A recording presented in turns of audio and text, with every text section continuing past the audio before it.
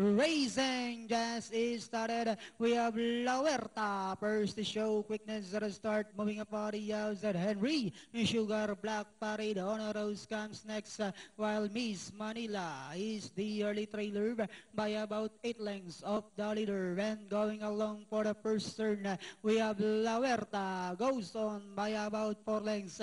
Henry Sugar is right behind in second. Honor Rose now moving up to take third. Black Parade fading out, dropping back in fourth, while Miss Manila is still racing in last. Back to the leader, we have La Huerta by only a length and a half. Henry Sugar now moving up on the outside. Honor Rose, Miss Manila, while Black Parade now racing in last. We have La Huerta, Henry Sugar now takes command.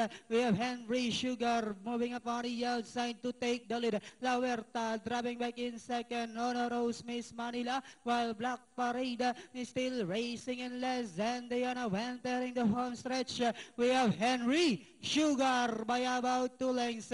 And in second, La Huerta. In the middle portion now is Honor Rose, Miss Manila with about 100 meters of the race. We have Henry Sugar by about a length. Moving up down on the inside is Honor Rose, Miss Manila. And finally, it's going to be a close finish. Henry Sugar, Honor Rose. Then comes Miss Manila, La Huerta, Black Parade. Kaprasong. 5-4-2. Datingan natin.